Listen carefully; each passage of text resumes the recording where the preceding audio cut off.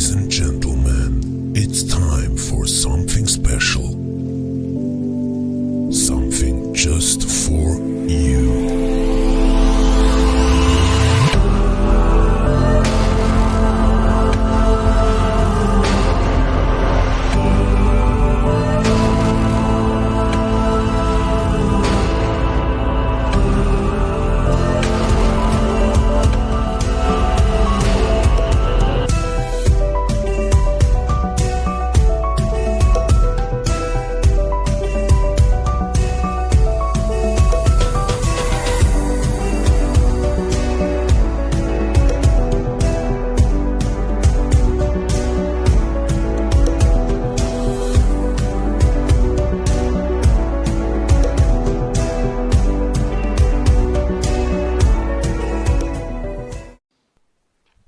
Hi there my friend, this is Coach Arlax again, and ito na yung pinakahihintay nyo na training about network leadership basics. So dito, pag-usapan natin ano nga ba talaga ang basic na dapat mong gawin habang nagsisimula ka ng bagong negosyo, or ano ba talaga ang dapat na matutunan kapag nag-start ka sa networking or affiliate marketing, or pwede rin siya naman siya gamitin sa real estate and insurance, but this is more focused on networking. So para ito sa mga taong na burnout na sa networking, na kumbaga lagi nilang sila nagfe-fail. Ano ba talagang mali? Bakit yung rejection ko napakataas?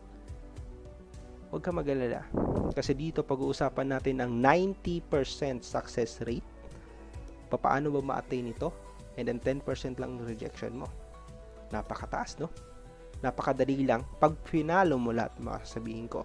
Pero bago natin i-follow, dapat natin malaman kung ano ba ang mga klaseng tao ang meron sa negosyo. So, kapag nalaman mo yun, ito yung tinatawag nating RCA, Root Cause Analysis. So, kapag alam mo yung mga klase ng taong i-approach mo, malamang sa malamang, alam mo kung paano sila kausapin, paano sila i-close, ano yung pangangailangan nila, and that's the basic of it. So here, kung matagal ka na sa networking business at marami kang members, matutulungan ka rin ito, kasi kapag ito ang naging guide mo, lahat ng members mo alam nila yung basic, para ka nag-aalaga ng sisiw na magiging agila. So now, sa ganitong klaseng training, lahat ng basic na kailangan mo malaman or baseline para maging successful na networker or negosyante, dito mo malalaman. So dapat guys, pakinggan nyo ng husto, maging open-minded tayo, at kapag na pakinggan na natin, natutunan na natin, i-apply natin sa sarili natin. Kasi iba yung actual. Kapag naranasan nyo lahat ng mga sinasabi ko dito, check, masasabi nyo, napakadali lang pala, napakasimple lang pala na mag-earn or maging top earners sa any networking company. As long as maganda yung company, maganda yung product, at maganda yung marketing plan.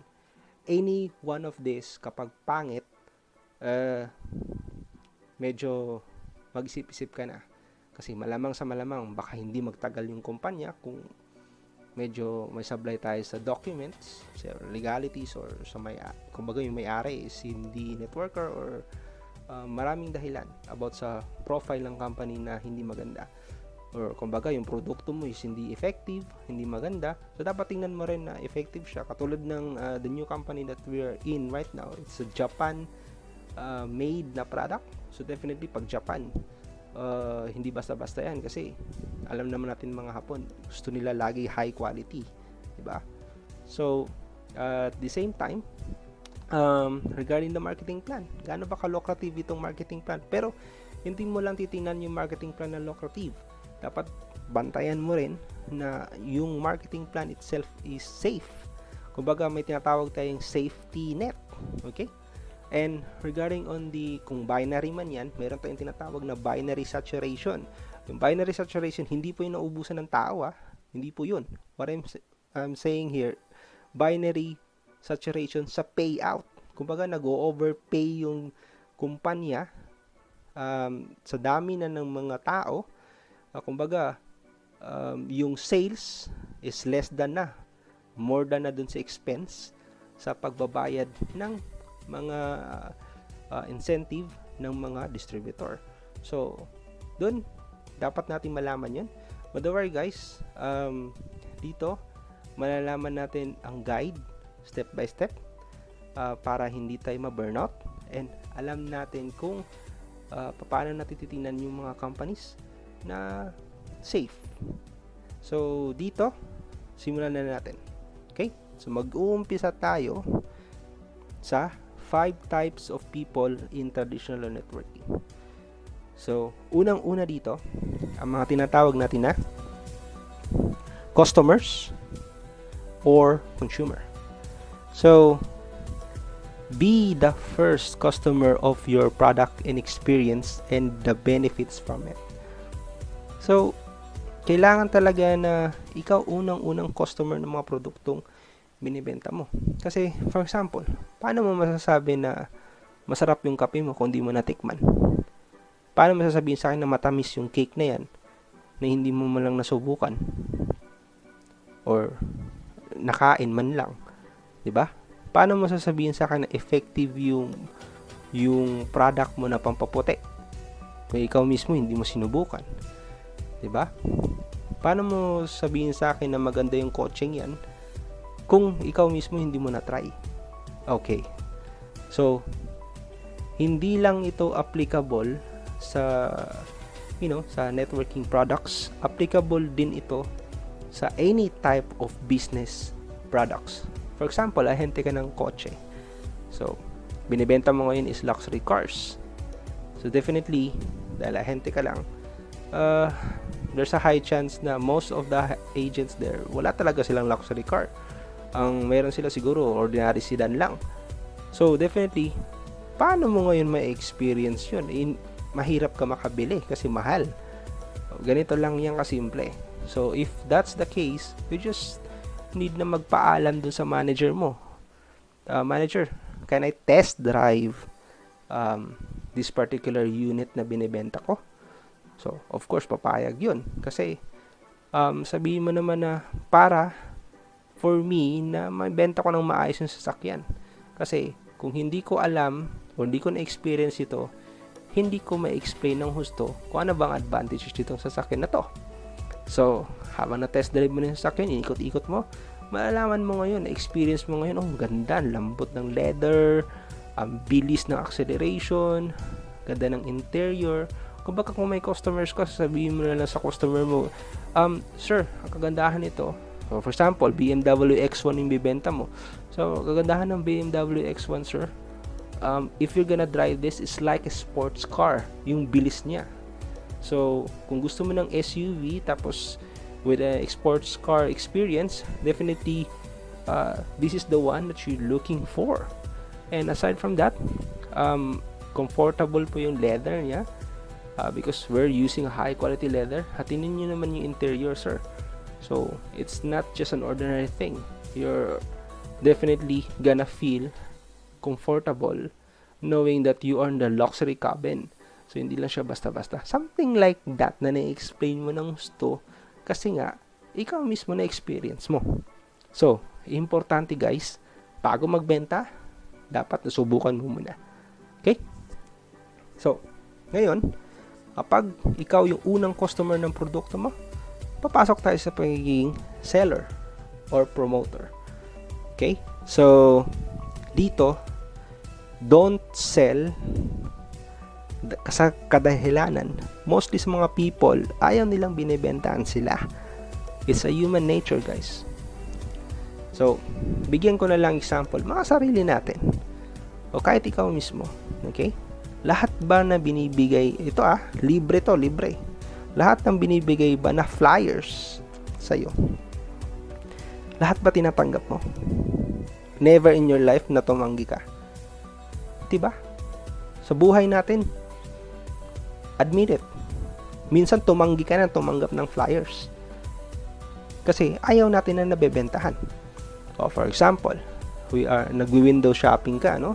Tumitingin ka ng whatever, damit, mostly gadgets, may mga ano doon, yung mga sales lady or sales person na magbabantay doon sa gadget, especially cellphone. Sabi nila, "Hi sir, hi ma'am, pwede ko ba kayong matulungan regarding sa cellphone na gusto nyong bilhin?" O, di ba parang awkward ka kaagad? Parang, ay hindi pa ako bibili. Or gusto mo umalis na kaagad. Kasi, tayo mga tao, ayaw natin nabebentahan. Or mostly, sa mga Pilipino, ganun. Or, hindi lang naman Pilipino. Kahit ibang lahi. Even in abroad, ganun din. Pero, meron tayong common ground. Tayong mga tao, we are social person. So, social type. So, mahilig tayong maipag-social. Ibig sabihin, mahilig tayong maipag-usap. So, gusto natin makipag-chismisan. There you go. So, that's the right term. That's the right word. Ang tao gusto nila chismis. Chismoso. So, people like sharing or love to hear something new. So, if it's very important that you have used your product, kaya nga importante kanina na talagang nagamit mo yung produkto. Kasi ano ma-share mo kung hindi mo na-experience, di ba? So, pwede mong i-share yung experience mo sa produkto, na research mo, like, or whatever na research mo about sa online or sa libro man lang, kung connected sa product na binibenta mo. Pwede mo rin i-share yung experience ng ibang tao dun sa product mo. Pwede mo rin i-educate ang mga customer mo kung ano yung potential ng product mo. Okay? So, sa pagbebenta, for example, parang ganito lang yan. So, dahil na-experience mo yung sabon, di ba? So, ma'am sir, talagang effective siya kasi ginamit ko. So, ito po yung balat ko dati. Ngayon, ito na po siya ngayon. So, medyo nag-lighten po siya compare sa before. At ang kagandahan po niya, hindi lang po niya nilalighten, minomoisturize niya pa po yung skin ko. So, definitely, this product is very effective.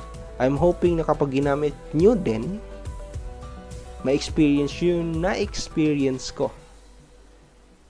Kasi I can see you're looking for something na product na magpapabuti sa balat ninyo. Pero, bago mo sabihin yon, alam ko maganda siyang pakinggan, pasok muna tayo doon sa tinatawag na nagbebenta ka pero hindi ka nagbebenta. Paano yun? Paano ako magbebenta? Hindi ako nagbebenta. Sekreto dyan, i-share mo lang. So, ganito yon. Bago yung conversation na pumasok na ganun, ganito dapat ang tanong mo. Laging indirect. So, paano ang indirect approach? Guys, remember this. This is very powerful. Indirect selling is a sell. Let me repeat. Any indirect selling is a sell. So, ibig sabihin, automatic benta yon. Paano nasabi yun? So, for example, ganito. Meron kong kaibigan. Sabihin natin na pangalanan natin siya si Carla. Okay. So, si Carla, in-approach mo ngayon. May product ka. So, yung product mo, hindi mo siya bebentahan. Huwag mo i-promote din yung sarili mo sa kanya. Kunwari, wala kang alam. Pero nagtatanong ka lang. At gusto mong tumulong. Ito yung right term. Gusto mong tumulong. Ilagay mo sa utak mo, gusto kong tumulong, gusto kong tumulong, gusto kong tumulong. So, paglapit mo kay Carla, sabihin mo sa kanya, Carla, kamusta? Okay naman, yan. Sasabihin niya sa'yo. Then, magchichismisan mo na kayo. And then, bigla mo isingit. Harap ka ng paraan na masingit mo yung product. So, sabihin mo, Carla, may kilala ka bang may problema sa, for example, sa kidney? Okay? So, yung product mo is something to do with the kidney. May kilala ka bang may problema sa kidney? Bakit mo tinatanong? Kasi, gusto ko sana makatulong. Malay mo, di ba? Meron kasi ako nakitang product ng kaibigan ko, no? Or product ng ate ko, or product ng kuya ko, or product ng pinsan ko. anything na indirect, hindi mo sinasabi na sa'yo yung product, may rason din ako dun kung bakit. Okay? Mamaya malalaman nyo kung bakit para makaiwas kayo sa something na expense. So, sabihin ni Carla, syempre, indirect yun. Hindi mo naman sinasabi na siya yun. Diba? So, ang maganda sa indirect, kapag alam niya na siya'y nangangailangan, sasabihin niya sa'yo. Pwede niya sabihin sa'yo na, ako mismo may problema ako, may UTI ako. Baka makatulong yung product na yan. Or kung hindi man siya nangangailangan, pwede niya sabihin na,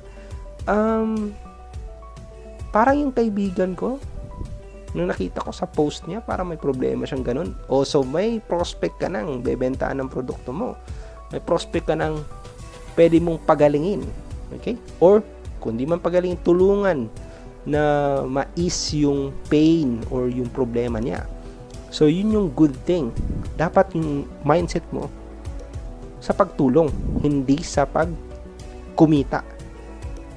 Pag yung mindset mo na gusto mong tumulong, ang balik nun is pera. Okay? Every help is money. As long as in-approach mo in the right pattern or right approach. Dapat tama yung pag-approach mo. Okay?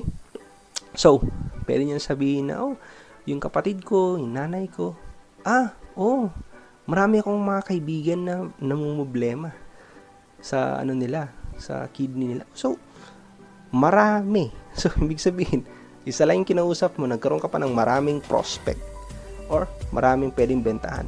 Tapos, pag nabentahan mo, yung kaibigan niya, malay mo, tanungin mo rin, baka may kilala kang same ng issue mo or parang similar na ganito din yung problema, di ba? So, yung tao yun, mag-share na naman. Sasabihin na naman niya, si ganito, kailangan niya yun. Si ganito, baka pwede mong puntahan. O siya pa magsasabi nun, ito yung number niya. O, di ba?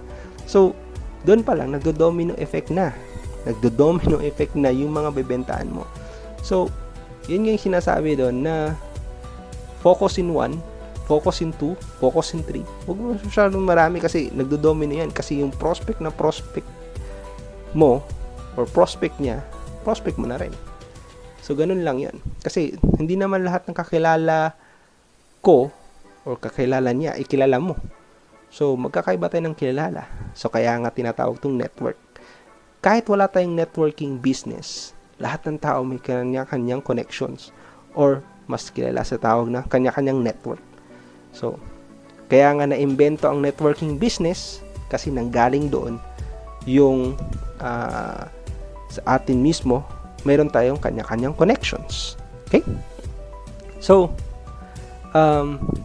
from there,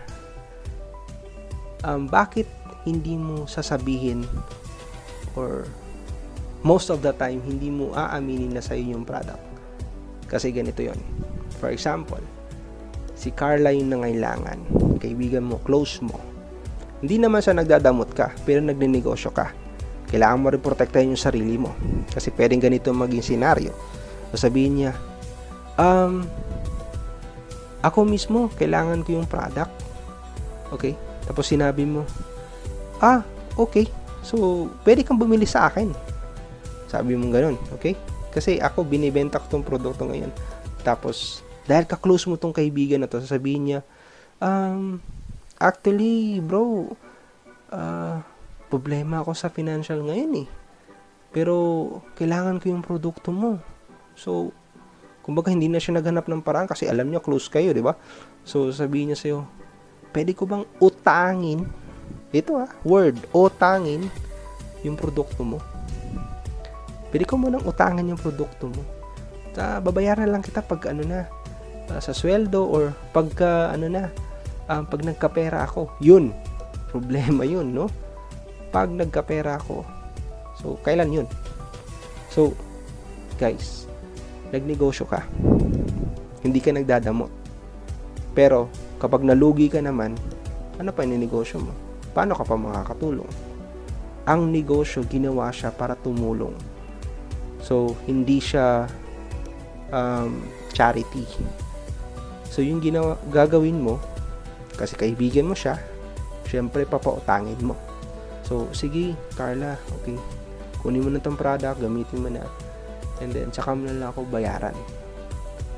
Ang kaso dun, nagpuhunan ka. Naglabas ka ng pera. Imbis na kumita ka, ito yung worst scenario kapag nautangan ka. Kaya ayaw kong nautangan ng isang tao when it comes to business, kasi ito talaga yung magiging downfall kahit malaking kumpanya. Downfall to. Pag nautangan ka, unang-unang problema mo dyan is yung puhunan mo. Nawala. Imbis na kumita ka, dahil nautangan ka, ikaw pa ngayon ang may utang. Nagets nyo? Ikaw na ngayon yung may utang sa sarili mo o sa negosyo mo. Ngayon, kung yun lang talaga yung puhunan mo, anong mangyayari? Anong gagawin mo? Mangungutang ka. Kaya ikaw na ngayon yung may utang. So, mangungutang ka kanino? Sinisino ang utangin mo? Kasi alam mo na makakabenta ka. Pero the worst scenario there, nautakan ka. Paano kung hindi nagbayad si Carla sa'yo? Gumaling na siya, hindi siya nakapagbayad. So many reasons. Sabihin na natin yung rason niya is wala siyang trabaho, wala siyang pera, or may binayaran siya. So ilang months niya bago maibalik yung pera sa'yo? Sabihin natin 3 months, 6 months. So 6 months ka may utang sa sarili mo o sa ibang tao. So yun yung pinaka-problem doon. Ang worst scenario pa nun, pag hindi ka binayaran, wala ka nang kinita, nabawasan pa, nagkaroon ka pa ng expense. Diba?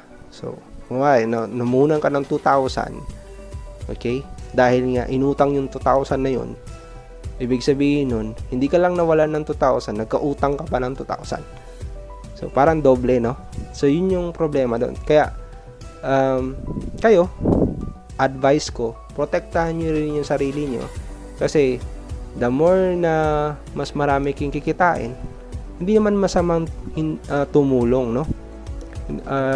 So, tumulong ka in the right time. Wag kang tutulong na ikaka-down mo or para ka nag-suicide. So, yun lang yung point doon.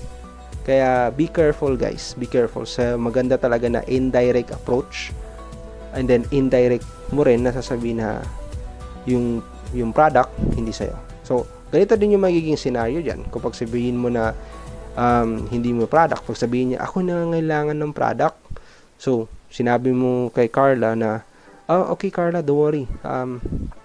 Kung ganun, pwede ko namang sabihan si Jobert. Sabihin natin, kung sino man yun si Jobert na yun, friend mo, kaibigan, pinsan mo, kapatid mo, something like that. Pwede ko naman sabihan si Jobert, ibigay mo na lang sa akin yung pera, okay? And then, iabot ko na lang sa kanya. Or, ipamamit ko sa si Jobert at siya na mismo yung, okay, parang ganun, no? Parang kung sabahin mo si Jobert, doon ka na mismo magbayad sa kanya. Pero make sure natin si Jobert na sinasabi mo is connected doon sa product talaga. Kumari, sabihin natin, upline mo yung nag-invite sa'yo, di ba? So, kumbaga, ipapadirect mo doon magbabayad sa upline mo, which is connected sa company. So, definitely, kapag may mga tanong si Carla, masasagot niya kasi upline mo yun eh. So, kumbaga, yun yung pinaka-coach mo. So, yun yung pinakamaganda doon. Ngayon, syempre, pagsasabihin ni Carla na, pwede ba akong umutang? Yun na. Carla, hindi ko alam kasi hindi sa akin yung product eh. Kung sa akin yun, pwede kitang pautangin. Pero, kay Jobert kasi yun eh. So, hindi ko alam kung pwede kitang pautangin ni Jobert. So, dun pa lang, sa sinabi mo, naligtas mo na yung sarili mo na, kumbaga, hindi ka magiging masamang kaibigan dun sa taong to, bagkos, inisip pa niya na tinutulungan mo pa siya at the same time. So, proper mindset lang, learn to protect yourself, and then learn to earn, not to waste your earnings. Okay? So, from there, hopefully may natutunan kayo sa part na yun. Very important yun. Now, kapag okay ka na sa 1 and 2, papasok tayo sa pangatlong klase na tao. So, when it comes to recruiter or networker. So, akala kasi natin lahat guys, na pag tinatawag tayong networker is ano na siya, na yan na yung leader, no? Or yan na yung tinatawag natin na nag-aasikaso sa mga tao, something like that. Actually, ito yung mga taong malakas mag-recruit, pero dinadala pa rin nila sa upline nila, or upline, or coach, or leader, di ba? Kumbaga, magaling sila mag-attack ng tao, pero hindi sila ganun ka galing when it comes to leading the people, or mag-explain, or something like that. So, dito sa pangatlo, ang recruiter naman sa traditional is mga tinatawag nating HR. Okay? So, sila po yung recruiter. Now, paano ka mapupunta dito? Paano ba ang tamang pag-recruit? Okay? So, as a worker, in this third stage, never ka mag-i-explain ng any marketing plan. Wag. Bakit? Hindi lahat ng tao is mahilig sa negosyo. Ayaw mo ma-reject, huwag kang mag-explain. Gusto mo ng 90% success rate, sundin mo yung sasabihin ko. Napakasimple lang. So, dapat, unang-una, bago ka maging networker or mag-attack ng maraming tao, unang-una, dapat, customer ka ng produkto mo. Pangalawa, dapat, ginawa mo na yung sinasabi ko sa iyo kanina. Nag-share ka lang. Ngayon, any successful, for example, nabentahan mo na si Carla, or yung kaibigan ni Carla, or sino man nabentahan mo, kapag nabentahan mo na sila, dito papasok yung 90% success rate mo. Kasi, magpa-follow up ka doon sa nabentahan mo. Tatanong mo lang doon sa nabentahan mo, simple lang. Follow up ka within 24 to 48 hours, or matagal na yung 3 days. Sir, ma'am, kumusta na po yung product? Nagustuhan nyo ba? Kapag sinabi nilang negative, importante ito, pag negative, dapat ipaalam mo kagad sa company mismo. Kasi kung may sabi sila na yung product nyo, nangati ako. Hindi dapat ikaw nag-handle doon. Sabihin mo, ay ma'am, pasensya na po. Kung ganun po nangyari, we will document your problem. Kasi baka something happen, maybe allergic or just something like that. Kailangan natin magkaroon ng investigation. Kasi dapat mo malaman kung totoo ba sinasabi nyo o hindi. Kasi problema din yun. Kung maraming customer nagreklamo na nangangati sila sa produkto mo, dun sa sabon na binibenta mo, problema din sa'yo yun. So, ibig sabihin, yung product, hindi siya effective, defective. So, sino masisira doon? Ikaw. So, protektahan mo rin yung pangalan mo. So, make sure that the company itself should fix this particular problem. So, sabihin mo, ma'am, ganito pong gagawin natin. Isalaysay nyo po yung nangyari. Kasama po ang company representative namin. So, magkakaroon ng feedback, no? Or, i-email niya, or text niya, or send, or message niya yung feedback niya dun sa company representative para malaman. Or, pwede rin magkaroon kayo ng GC. Okay? Ikaw, siya, at saka yung company representative. Para alam mo rin kung ano nangyayari. Ano yung scenario. So, kapag na-fix ng company, okay lang. Pag hindi na-fix ng company, nako, mag-isip ka na. Kasi problema yan. Baka mangyari dyan,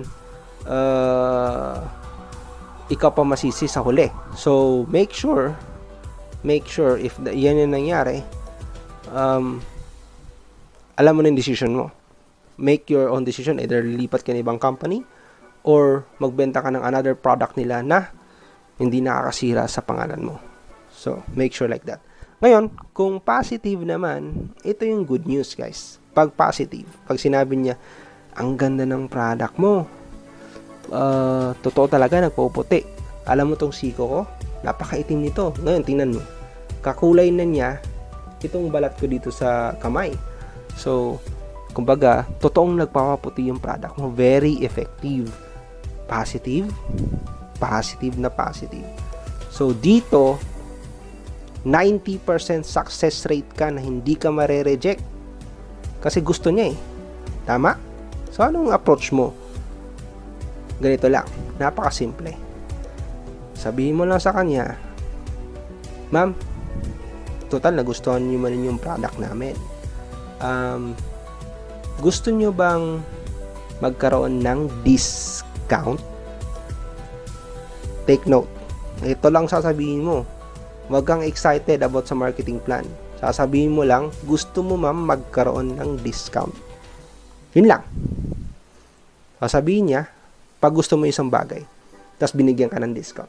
Igagrab mo, hindi. Igagrab mo. Kasi gusto mo yun eh. Parang sapatos lang yan or anything. Diba? Or damit. Diba? Gusto mo yun. Lagi mo binibili 1,000 pesos yung damit. Tapos biglang naging 500 pesos na lang. Diba? Tapos, yun yung offer sa'yo. Igagrab mo? Siyempre, igagrab mo kasi gusto mo yun. So, igagrab mo yung percentage. So, sabihin mo, ma'am, gusto nyo magkaroon ng 30% discount? Or sabihin mo, gusto nyo magkaroon ng discount tapos, magkano discount ang may bibigay, ang meron? So, sabihin mo, 30%, 25%, 15%, depende sa company nyo. So, kapag ganun ang senaryo, pwede mo na ngayon i-explain yung paano siya maka-avail ng discount. So, malamang, tatanong niya sa'yo, ayun nga, magkano yung discount, and then, tatanong niya rin sa'yo kung paano ako makaka-avail sa discount. So, sasabihin mo lang, ganito po yung steps natin para ma-avail nyo po yung discount. So, unang-una, kung sabon yan or something like that, bibili lang po kayo ng 5 sabon for the price of, ano man yung price nun, sabihin natin, for the price of 5,000 pesos. And then, in the next purchase nyo, magkakaroon na po kayo ng 25, 50%, 30%, depende kung ano yung meron sa company niyo. So, dun pa lang, nasa-set mo na yung right expectation sa kanya. So, sabihin niya sa'yo, okay, so mag-a-avail lang ako ng 5 sabon for this particular price. Okay? And then, on the next purchase, saka ako makukuha yung discount. I see. Okay? So, iwag-iisip yan. Kasi nagustuhan niyo yung product eh. Kung may 5 sabon, so mga ilang buwan, siguro 5 months or 3 months yung magagamit yung 5 sabon. So, high chance na bibili siya. Kasi kailangan niyo yung product eh. Tapos, ganun din naman. Pag bibili siya ng isang produkto, ganun din yung presyo. So, kapag nagustuhan niyo yung product at gagamitin niya as lifetime yun, automatic isipin niya, it's a good deal. It's a very good deal. So, sabihin niya, okay, sige, don't worry. Magsiset na ngayon yan. Kailan siya bibili ulit. So, don't worry. Next week? Next month? Okay? Or, pwede din niyang pag-isipan. Tapos, pag sinabi niyang pag-isipan, sabihin mo sa kanya, ma'am, don't worry. Kung gusto nyo, okay? Pag naubos nyo yung product nyo, I mean, itong sabon, pwede nyo ako i-message, okay? And then, pag-usapan na natin kung paano mo ma-avail yung discount. So, from that, okay, sige, no worries. So, follow up mo yung customer mo. So, importante yun. So, kapag ngayon, naging member na siya, alright? Kasi na-offer mo yung discounts, diba? Steps para niya ma-avail yung discount.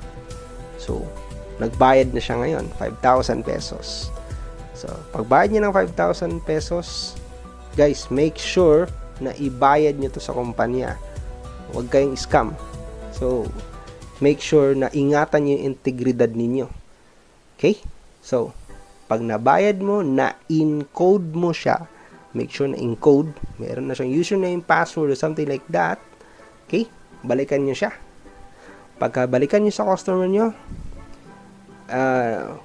pwede niyo i-deliver yung product, or after na-receive niyo yung product, pwede mo siya i-follow up. And then, sabihin niyo sa kanya na, ma'am, ngayon na member na kayo, or ngayon na na-avail nyo na yung discounts, dito nyo po mabibili yung product. Okay? So, kung offline yan, dapat maset mo sa kanya yung saang location siya pwedeng bumili ng product or listahan ng lugar. Or, pwede mo rin ibigay yung number, or kung may online man yan, like e-commerce system, i-guide mo siya dun sa e-commerce. So, para siya na mismo ang bibili sa product kasi discounted na yun eh. Tama? So, kumpanya na ang dapat nag-aasikaso doon. Now, pag nasabi mo na yun, dahil member na siya, guys, member na siya. Okay? So, parang privilege na ngayon itong kitaan. So, kumbaga, pwede mo na siyang sabihan. Ngayon, tatanong mo ngayon sa kanya, Ma'am, actually, meron pong kitaan dito. Or, meron po kasi siyang additional income. I'm not sure kasi kung interested kayo. Na, malay nyo, ma'am, okay, kumita kayo dito. Aside from sa trabaho ninyo, kumbaga, parang nag-a-assume ka, no, na may trabaho siya. Kasi, pwede naman niya sabihin na, actually, wala akong trabaho ngayon.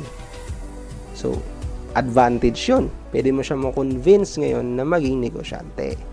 So, make sure na magkaroon ka ng tamang tanong doon sa prospect mo. I mean, hindi na siya prospect pala, member mo. Okay?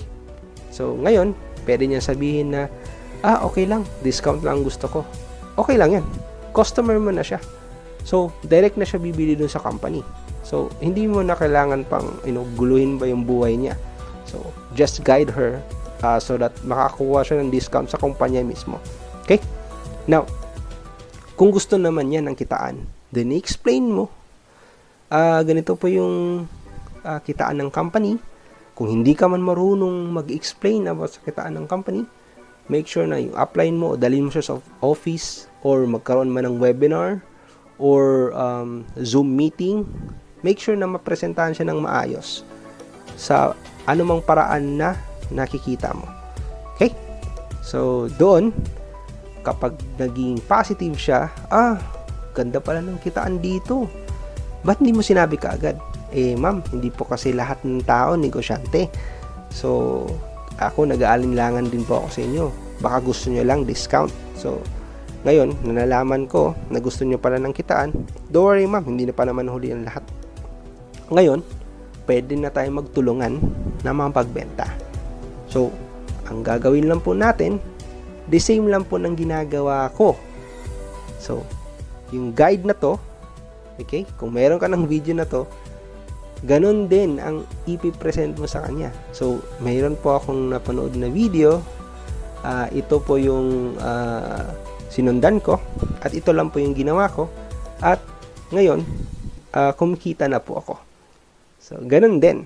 Okay? Or, find someone na pwedeng mag-mentor sa kanya para maging magaling siya. Alright. So, ito yung tinatawag natin na networker. Okay? So, kapag ikaw mag-present, make sure na alam mo yung company profile, details ng product, service you're offering, and business plan. Dapat master mo na to. And then, kapag okay yung feedback nun, pwede ka nang maging leader. So, kumbaga kasi may member ka na eh. Isang member. So, tanggapin mo na. So, sa traditional, boss. Pero sa networking, leader ka. So, sa ayaw mo sa gusto, leader ka na. Wala ka ng choice. Hindi ka na downline. Okay? Saka ng ganap na upline or ganap na leader. So, kapag mayroon ka ng member, make sure na dapat makita din ng member mo na mas angat ka sa kanya. Mas magaling ka sa kanya. When it comes to knowledge about the company, the product, the training, at saka i-guide mo siya ng gusto. Kung hindi ka marunong mag-guide, magpaturo ka paano i-guide yung bago mong member. Or ikaw mismo, ipag-guide mo yung sarili mo muna doon sa mentor mo, sa coach mo, sa upline mo. And then kapag marunong ka na, well, maduduplicate mo na yung sarili mo. At sa ayaw mo sa gusto, sa process na sinabi ko sa inyo kanina, maduduplicate at madadami at sobrang dami ang magiging members ninyo. Right approach lang. Huwag mo ilabas lahat ng baraha mo, kasi pag nilabas mo lahat ng baraha mo, minsan matatalo ka. Pag assuming ka na lahat ng tao is negosyante, talagang kakaharapin mo yung natawag nating rejections. Baka hindi mo kayanin. Pero pag ginawa mo to, 10% lang rejections mo. At mostly dito sa 10% na rejections mo, customer mo pa sila. Okay? Now, sa last part, hindi lahat ng tao is nakakarating dito. So, depende na lang. Okay?